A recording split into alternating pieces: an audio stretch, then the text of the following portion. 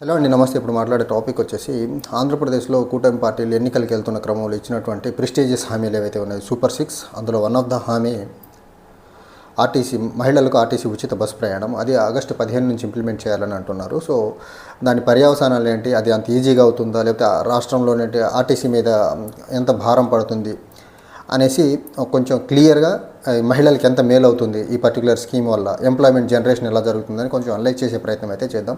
So as of no Andhra Pradesh కంటే ముందు ఇప్పుడు మన తెలంగాణలో యాజ్ వెల్ యాజ్ కర్ణాటకలో, తమిళనాడు రాష్ట్రంలో మహిళలకు ఉచిత బస్ ప్రయాణం ఉంది. అండ్ మనం ఢిల్లీలో మహిళలకు ఉచిత బస్ ప్రయాణం ఉంది. పంజాబ్లో కూడా మహిళలకు ఉచిత బస్ ప్రయాణం ఉంది. అండ్ మనం చూసుకున్నట్లయితే తెలంగాణలో ఉచిత బస్సు స్టార్ట్ చేసిన తర్వాత మహిళలు రెగ్యులర్గా ట్రావెల్ చేసే వాళ్ళ మహిళల సంఖ్య 40% నుంచి 63%కి పెరిగింది. అంటే 23% మంది ఎక్కువ మంది మహిళలు డైలీ వివిధ పనుల కోసం ఆర్టీసీ బస్సుల్లో ట్రావెల్ చేసే పరిస్థితి ఉంది. కర్ణాటకలో అంతకుముందు ఫ్రీ బస్ స్టార్ట్ చేయకముందు జస్ట్ 40% ఆఫ్ ద మహిళలు రెగ్యులర్ పాసెంజర్స్గా ఆర్టీసీ బస్సుల్లో ప్రయాణం చేసేవారు. సో ఆ నెంబర్ ఇప్పుడు 55%కి పెరిగింది, అంటే 15% పెరిగింది.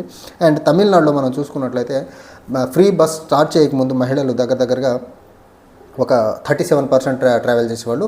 ఈరోజు అది 69%కి మహిళలు డైలీ ఆర్టీసీ బస్సులో ప్రయాణం చేసేవారి సంఖ్య అయితే పెరిగింది. బట్ ఆంధ్రప్రదేశ్ విషయానికి వచ్చేసరికి దగ్గరగా డైలీ ఇప్పటికైతే 16 లక్షల మంది రెగ్యులర్గా ట్రావెల్ చేస్తూ ఉన్నారు. ఫ్రీ బస్సులు స్టార్ట్ చేయగలిగితే మాత్రం అది 26,95,000 మందికి పెరిగేదానికి ఆస్కారం ఉంది. అంటే క్లోజ్లీ దగ్గరగా 10,84,000 మంది కొత్తగా ఆర్టీసీ బస్సుల్లో ప్రయాణం చేసే మహిళల సంఖ్య పెరిగేదానికైతే ఆస్కారం ఉంది. అండ్ ఇప్పుడు మనం చూసుకున్నట్లయితే మహిళల పరంగా దగ్గరగా అది 14.3% పెరిగేదానికి ఆస్కారం అయితే చాలా క్లియర్గా కనిపిస్తూ ఉంది. మరీ ముఖ్యంగా ఉమెన్ ట్రావెలర్స్ ఎగ్జిస్టింగ్ నెంబర్తో పోల్చుకుంటే దగ్గరగా 8.89 లక్షల మంది ఎగ్జిస్టింగ్ నెంబర్తో పోలిస్తే మాత్రం పెరిగేదానికైతే ఆస్కారం అయితే చాలా క్లియర్గా ఉంది. అయితే ఆంధ్రప్రదేశ్లో ఆర్టీసీ ఉచిత బస్సు ఆగస్టు 15 నుంచి మొదలు పెట్టాలని ఒక నిర్ణయం తీసుకున్న తర్వాత ఆంధ్రప్రదేశ్లో ఆర్టీసీకి కావాల్సినటువంటి రిక్వైర్మెంట్స్ ఏంటంటే దగ్గరగా ఇప్పుడు ఉన్న బస్సులతో పోలిస్తే ఈ ఆర్టీసీ ఉచిత బస్ ప్రయాణం కల్పించేదానికి కావాల్సినటువంటి బస్సులు 7,930 బస్సులు కావాలి. అందులో కొత్తగా కావాల్సినటువంటి బస్సులు దగ్గరగా 2,000 అడిషనల్ బస్సులు కొత్తగా కావాల్సిన ఇప్పుడున్న బస్సుల కంటే కూడా నంబర్ ఆఫ్ బస్సెస్ పెంచాల్సిన ఆవశ్యకత 2,045 బస్సులు పెంచాల్సి వస్తుంది. తర్వాత దగ్గరగా 11,479 మంది అడిషనల్ స్టాఫ్స్ని రిక్రూట్ చేయాల్సిన అవసరం ఉంది. ఒక 5,000 పైచిలకు మంది డ్రైవర్సు, ఒక 5,000 పైచిలకు మంది కండక్టర్స్ని కూడా రిక్రూట్ చేయాల్సిన ఆవశ్యకత ఉంది. ఇన్ దట్ వే ఆంధ్రప్రదేశ్లో ఒక 15,000 మందికి అయితే 15,000 మందికి డైరెక్ట్గా ఎంప్లాయ్మెంట్ జనరేషన్ అయ్యేదానికి త్రూ ఆర్టీసీ అయ్యేదానికైతే ఆస్కారం ఉంది. అది కాంట్రాక్టా రెగ్యులరా తెలియదు నాకు. సో కొంత మాత్రం ఎంప్లాయ్మెంట్ జనరేషన్ అయితే జరిగేదానికి ఆస్కారం ఉంది. ఇప్పుడు మా ఆంధ్రప్రదేశ్కి రెవెన్యూ పరంగా ఆర్టీసీ మీద ఎంత భారం పడుతుంది మనం చూసుకున్నట్లయితే దగ్గరగా ఇప్పటికే ఆర్టీసీ అంటే ఎప్పుడు జనరల్గా కొంచెం ఇబ్బందుల్లోనే నడుస్తున్నటువంటి సంస్థ అది. సో ఇప్పుడు మనం చూసుకున్నట్లయితే అడిషనల్గా మంత్లీ బర్డెన్ వచ్చేసి 265 కోట్లు పడేదానికి ఉంది. అది సంవత్సరానికి వచ్చేసరికి దగ్గరగా 3,182 కోట్లు అడిషనల్ బర్డెన్ ఆంధ్రప్రదేశ్ మీద పడేదానికి ఆస్కారం ఉంది. అండ్ ఫ్రీ బస్సులు అయితే only Palle Velugu, ultra Palle Velugu, express సర్వీసులు, తర్వాత మెట్రో సర్వీసులు, తర్వాత సిటీ ఆర్డినరీ సర్వీసుల్లో మాత్రమే ఈ మహిళలకు ఉచిత బస్ ప్రయాణం కల్పించేదానికైతే ఆస్కారం అయితే ఉంది. అండ్ లాంగ్ డిస్టెన్స్లో వెళ్ళేటువంటి సూపర్ లగ్జరీస్ అవనివ్వండి అలాంటి బస్సుల్లో మాత్రం ఫ్రీ బస్ సర్వీసులు లేనట్టు మాత్రం అండ్ ఏసీ బస్సుల్లో కూడా ఫ్రీ సర్వీస్ లేనట్టు అయితే చాలా క్లియర్గా అర్థమవుతుంది.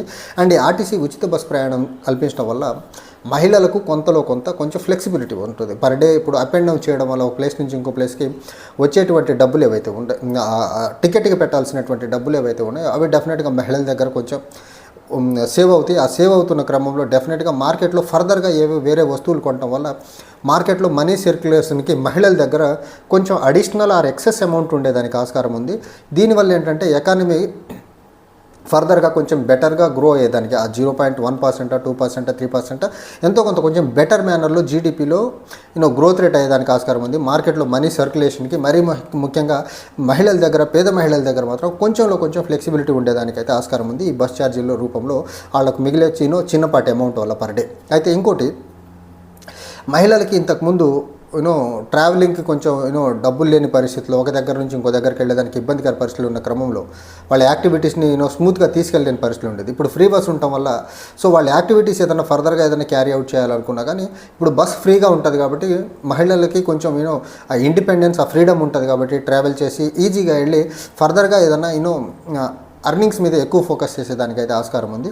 అండ్ ఓవరాల్గా ఆంధ్రప్రదేశ్ ప్రభుత్వము ఈ పర్టికులర్ ఆర్టీసీ ఉచిత బస్ ప్రయాణం ఏదైతే మొదలు పెట్టబోతుందో ఇది మొదలుపెట్టిన తర్వాత వచ్చేటువంటి షార్ట్ కమింగ్స్ అవనివ్వండి, మరీ ముఖ్యంగా కొత్త బస్సుల అలొకేషన్, కొత్త staff recruitment drivers as well as conductors and maintenance staff, తర్వాత ఈ ఎక్సర్సైజ్ మొత్తం స్మూత్గా నడిపేదానికి ఏదైతే లాస్ వస్తుందో ఆ లాస్ని ఎలా కంపన్సేట్ చేస్తుంది అనేది మాత్రం ఇప్పటికైతే చెప్పలేదు.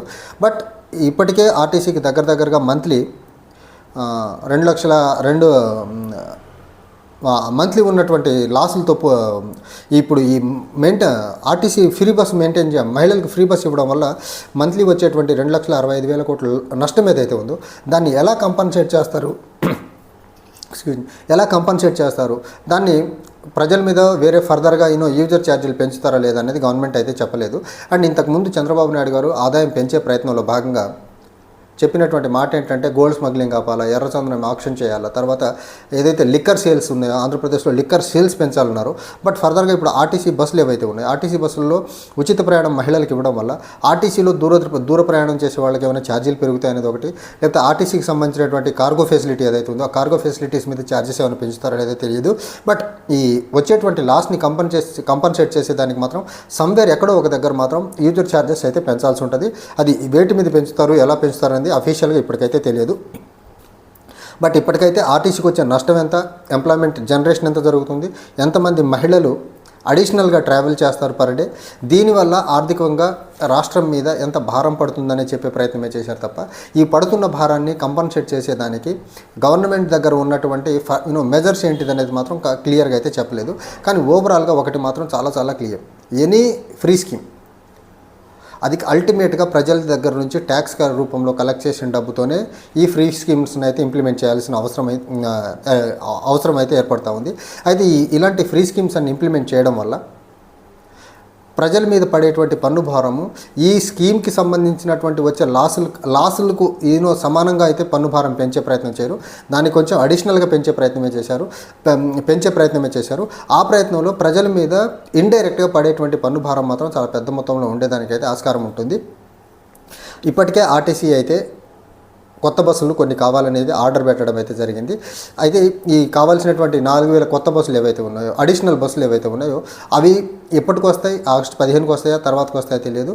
అండ్ బట్ ఈ ఎక్సర్సైజ్ మొత్తం స్మూత్ మేనర్లో వెళ్ళాలంటే మాత్రం కొత్త బస్సులతో పాటు అడిషనల్ స్టాఫ్ లేకుండా మాత్రం ఈ ఆర్టీసీ ఉచిత బస్ ప్రయాణం మహిళలకైతే ఫీజిబిలిటీ అయ్యేదానికి ఆస్కారం లేదు. అండ్ వచ్చేటువంటి లాస్ని కంపన్సేట్ మాత్రం ఖచ్చితంగా అది ప్రజల దగ్గర నుంచి డిఫరెంట్ అదర్ వేస్లో మాత్రం ప్రజల నుంచి ట్యాక్సీలు పెంచేసి మాత్రం ప్రజల నుంచి డబ్బులు కలెక్ట్ చేసేదానికి కూటమి ప్రభుత్వం కాదు. ఫర్ దట్ మ్యాటర్ వేరే రాష్ట్రాల్లో ఎక్కడైనా ఫ్రీ బస్ ఇంప్లిమెంట్ అవుతుంది ఏ రాష్ట్రంలో కూడా ఖచ్చితంగా అది ప్రజల దగ్గర నుంచి అదర్ సోర్సెస్ నుంచి ట్యాక్స్లను పెంచి ఇలాంటి ఫ్రీ స్కీమ్స్ అయితే ఇంప్లిమెంట్ చేసే ప్రయత్నం చేస్తున్నారు. బట్ ఇది మాత్రం మహిళలకు మాత్రం మరి ముఖ్యంగా పేద మహిళలకి, గ్రామీణ ప్రాంతాల్లో ఉండే మహిళలకు మాత్రం కొంచెం ఫ్లెక్సిబిలిటీ వచ్చేదానికి, ఫైనాన్షియల్ ఫ్లెక్సిబిలిటీ వచ్చేదానికి అయితే ఆస్కారం ఉంది. Thank you.